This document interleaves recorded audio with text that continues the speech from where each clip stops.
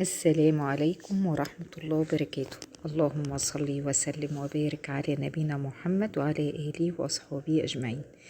عاملين ايه يا حبايب قلبي؟ من آخر فيديو آخر وصفة، يا رب تكونوا جربتوا الوصفة وتكونوا بخير، تكون الوصفة عجبتكم بإذن الله.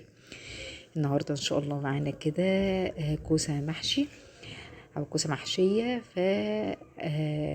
كان عندي كده حبه كوسه من هنا وحبه كوسه من هنا، يعني كنت جايبه على مرتين، فقلت يلا انتوا قاعدين كده ليه، تعالى اعملكوا ايه كوسه محشيه. انا كنت الصراحه جايباها على اساس اعمل منها حبه، هتلاقوا الصغيره دي بتاعه المحشي والكبيره دي كنت عاملاها لشوربه الخضار، وان انا مثلا اطبخها مثلا يعني طبيخ. تمام. فقلت يلا بقى، احنا اخر الشهر كده، الموظفين طبعا عارفين ان الوقت ده كده خلاص اخر الشهر، فيلا بقى لميتهم كده على طول، وقلت اعمل بقى ايه، حبه ايه، كوسه. بجيبها بخططها كده من بره بالمقوار، تمام، وبشيل الزر اللي من فوق والزر اللي من تحت كده، وابتدي اقورها كده بالشكل ده. بخلي كده جزء فيها طبعا لحمه عشان طبعا تحس بطعم الكوسه.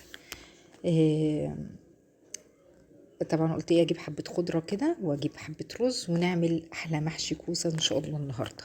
وحبيت ان انا اشارك معاكم الوصفه، لعل وعسى ان حد مثلا يحب يعمل الوصفه دي.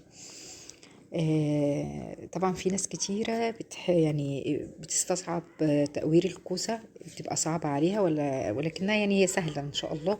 اتعودي، حتى في ناس بتتخرم منها كتير، بتشق منها كتير، عادي خلي ايدك فيها عادي، مفيش مشكلة. هتتعودي مع اطفالنا الصغيرين، يعني بتكلم على الاطفال الصغيرين اللي هم مثلا 16 17 اللي بتعودوا. احنا نفسنا كان اول ما ابتدينا نتعلم كانت تتخرب مننا، تتشق مننا عادي. يعني اولادك لو عملوا كده ما تخليهمش يعني ايه ييأسوا من حاجه زي كده، لا قولوا لهم عادي واعملوها مره في مره هتتعمل كده. خلاص قورت طبعا مع نفسي كده الكوسه كلها، وجبت هنا بصلايه كبيره وحطيت حبه زيت، حبه زبده او حبه سمنه اللي عندك، واحمرها واصفرها بقى ايه، الصفار البرتقاني ده بيدي طعم حلو قوي. ما تغمقيش اكتر من كده علشان ما تمررش معاكي. بصوا اصفر، بصوا عامل ازاي برتقاني. تمام. انا كنت ضاربه هنا طماطم، وضاربه معاها 3 فصوص توم. لو عندك قرن فلفل حامي بقى، قرن رومي، اضربيه برضو معاهم. ونزلت كده على البصلايه اول ما احمرت كده او اصفرت، وحطيت ملح وفلفل. لو عندك انت كمون حطي، عندك بهارات محشي حطي، بتبقى حلوه قوي. طبعا انا حطيت طبعا معلقتين صلصه بس ما جاتش في التصوير وكده. وهنا عندي الخضره بقى هنا يا حبايب قلبي، شبت، كزبره، بقدونس. الخضره الايام دي حبيب قلبي حلوه جدا جدا جدا، خضره وجميله، ما فيهاش حاجه صفرة كتير. والحزمه بسم الله ما شاء الله كده فيها بركه. ساعات كده من الوقت اللي هي ما بيبقاش الموسم بتاعها بتلاقي الحزمه كده قليله، لا دي الحزمه بسم الله ما شاء الله بمقام حزمتين 3. الحزمه كانت عامله 2 جنيه بس كبيره، انا شايله منهم على فكره. فلو حابين تفرزوا لرمضان كل سنه وانتم طيبين الخضره، فجيبوها وقطعوها كده وشوها في اكياس بتاعت السندوتشات، وفي الفريزر على طول هتنفعكم في اي بقى وصفه محشي، اي وصفه محتاجين فيها خضره هتلاقوها حلوه احسن بقى، لان رمضان هتبقى الكميه قليله وهتبقى غاليه. كده خلاص قطعت الخضرة، وكنت طبعا غاسلة الرز ومصفياه اهو، ونزلت اول ما الصلصة اتسبكت رحت نزلت على طول كده بالرز، اديهم تقلبتين كده.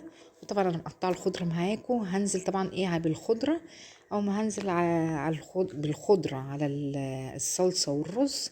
اطفي عليها على طول علشان الخضره بتاعتي ما تتبلش معايا وتبقى لونها غامق كده ودبلان. تمام. انا كده طفيت عليها، بشوح بقى ايه، او بقلب الرز مع الخضره، وافضيها بقى في اي حاجه،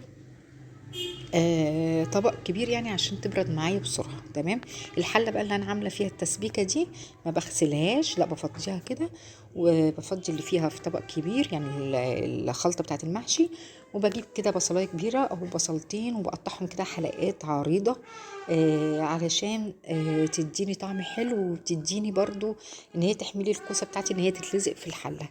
هنا عندي بقى الكوسه عندي بحشيها يا حبيب قلبي، ما بضغطش جامد، وبسيب كده. بصوا بقول لكم بسيب زي يعني مقدار كده عقلة صباع، علشان الرز لما بيستوي بيزيد وما يطلعش بره الكوسة ويعجل لي الكوسة.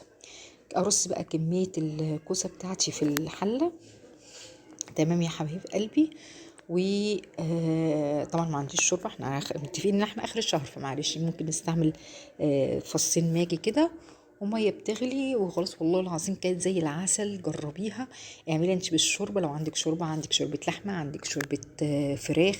لو هتعمليها ممكن في الخلطه باللحمه مفرومه وتعمليها بميه عادي من غير ماجي برضو، ولكن احنا ساعات كده بنستثنى كده، اوقات بنستخدم فيها الماجي، بس انا ما بحبهوش الصراحه الا للضروره جدا.